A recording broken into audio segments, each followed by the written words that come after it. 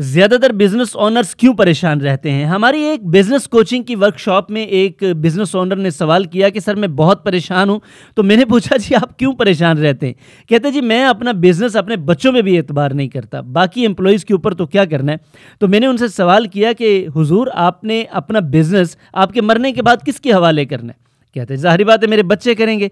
तो मैंने कहा जी मरने के बाद भी उन्होंने करना है, जो सत्यानाश वो बाद में करेंगे, आप उनको अभी कर लेने दें, अगर कर लिया तो आप ठीक कर लेंगे। तो ये बात उनको समझ आ गई। असल में इन लोगों का मसला ये होता है कि 40-50 साल लगाकर कारोबार बनाते हैं, फिर उस पर कंट्रोल रखना चाहते हैं।